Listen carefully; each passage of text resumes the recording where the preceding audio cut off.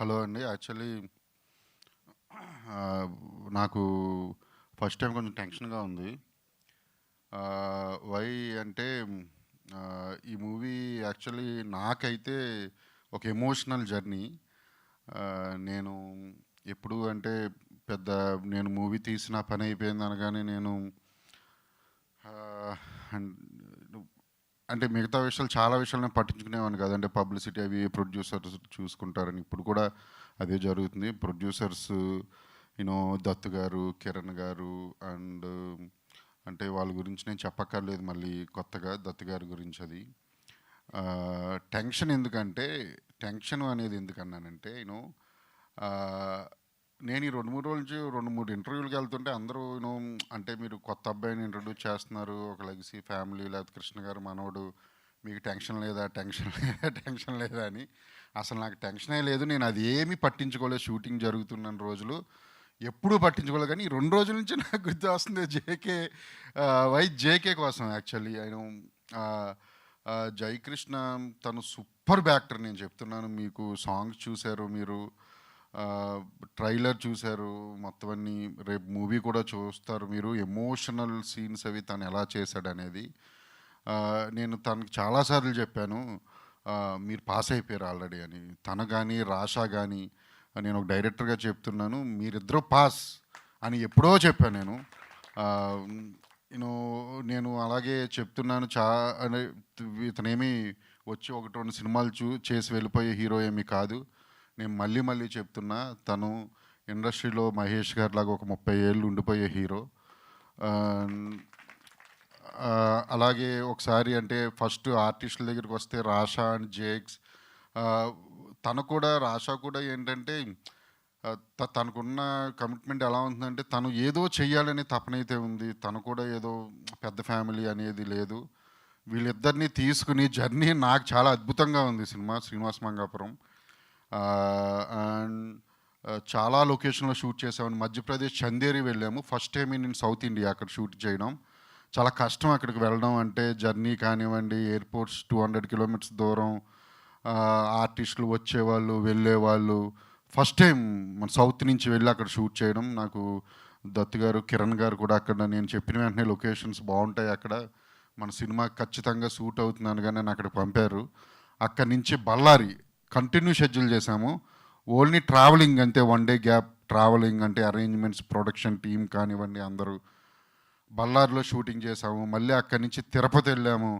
Tirupati 2 schedules చేసాము, very big schedules. And అక్కడి నుంచి బెంగళూరు టెంపుల్ చేసాము అండ్ మున్నార్ వెళ్ళాము. అంటే ఇవన్నీ కూడా చాలా పెద్ద సినిమా ఇది. మీకు స్క్రీన్ మీద చూస్తుంటే మీకు ఈ సినిమా ఈ స్టైల్ ఆఫ్ లవ్ స్టోరీస్ అంటే ఈ మేకింగ్తో రావు మనకి ఇక్కడ తెలుగులో ఖచ్చితంగా. అంటే చిన్న rustic space and locations, visuals and songs, fights, scenes, making style, ఆర్టిస్టుల పర్ఫార్మెన్సెస్ అండ్ ప్రొడక్షన్ వాల్యూస్.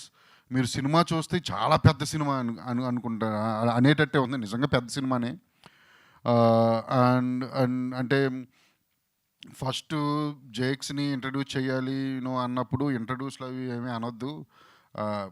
నేను కూడా RX-100 తీసుకొచ్చినోడిని, నేను కొత్త వాళ్ళతో తీసుకొచ్చినోడిని. నేను కూడా హీరోని చూసి 2-3 సార్లు కలిసిన వెంటనే నాకు కనెక్ట్ అయ్యాడు. అక్కడి నుంచి తన్ని నా క్యారెక్టర్లోకి ఎలా తీసుకురావాలి అని చెప్పి చాలా తనతో ఎక్కువ మాట్లాడుతూ ఉండేవాడిని. నేనేమో ఫుల్ మాసు, తనేమో ఫుల్ క్లాసు.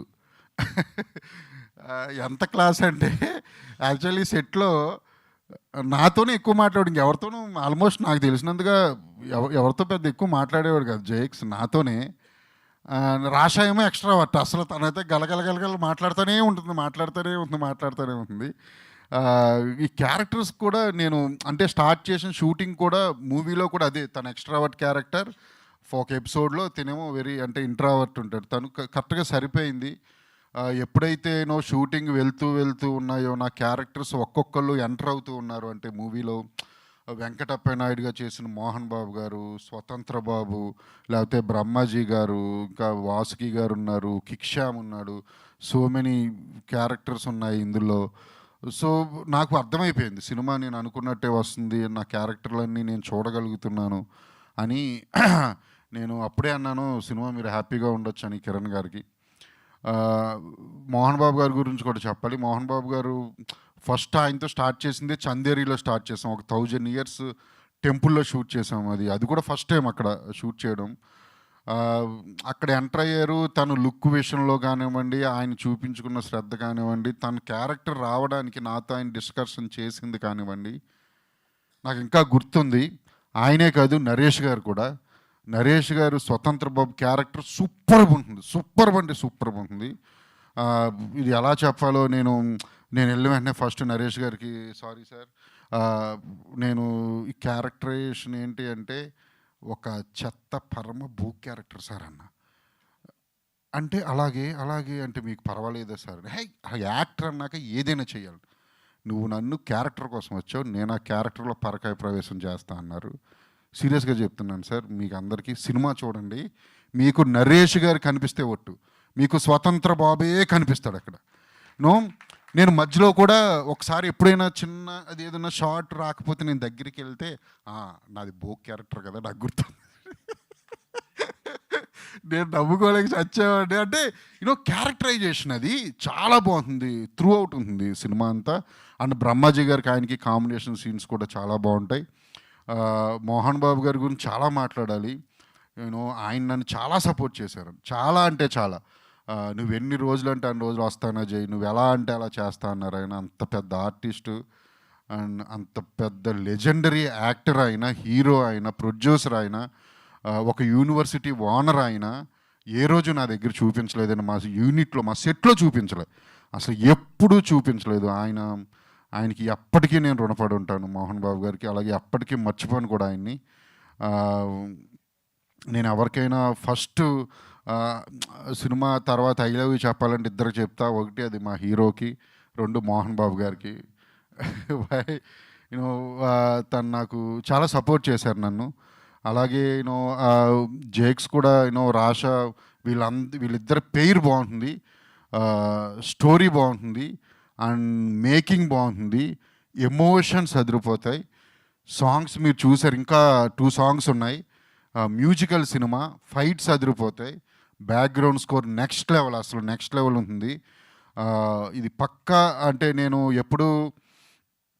నేను అంటే సినిమా నచ్చితే చూడండి అయ్యా లేకపోతే లేదులే అనే టైపే, కానీ ఎప్పుడు నేను ప్రత్యేకించి అడగలేదు ఎవరిని. నేను ఖచ్చితంగా చెప్తున్నాను, కృష్ణ గారి మీద ఇండస్ట్రీ వాళ్ళందరికీ, మీడియా మిత్రులకి అందరికీ ఎంత అభిమానం ఉందో నాకు తెలుసు. ఆడియన్స్కి ప్లీజ్ నేను అడుగుతున్న ఫస్ట్ టైం నా 4 ఫిల్మ్స్ చరిత్రలో ఖచ్చితంగా ఈ సినిమా మీరు చూసి జేక్స్ని ఆశీర్వదించాలి. కృష్ణ గారే జేక్స్ అనుకోండి ఇంకా.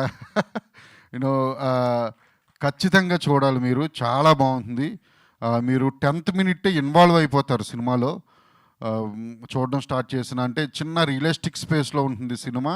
అండ్ ఆర్టిఫిషియాలిటీ ఉండదు. క్యారెక్టర్స్, స్టోరీ అది ఏదో రియల్గా జరుగుతున్న సెన్స్లోనే ఉంటుంది. చాలా బాగుంటుంది. తప్పకుండా చూడండి. మీ సపోర్ట్ ఇవ్వండి. అంతిమంగా చివరికి వచ్చేసరికి ఆడియన్స్ సపోర్టే కావాలి. జేక్స్కి అండ్ రాషాకి, వీళ్ళందరికీ, మిగతా వాళ్ళకి. అండ్ మీడియా సపోర్ట్ కూడా పక్కా కావాలని చెప్పి నేను కోరుకుంటున్నాను ఈ సందర్భంగా. Thank you very much. And my cast and crew, Jakes cameraman, art director, cost and crew entire, నేను పేర్లు చెప్పలేను అందరివి. శ్రీనివాస్ గారు మీరు అదిరిపోద్ది మీ క్యారెక్టర్. బ్రహ్మాజీ గారు అసలు ఆ కాస్ట్ అండ్ క్రూ అందరికీ congratulations and all the very best. And thank you very much. Thank you.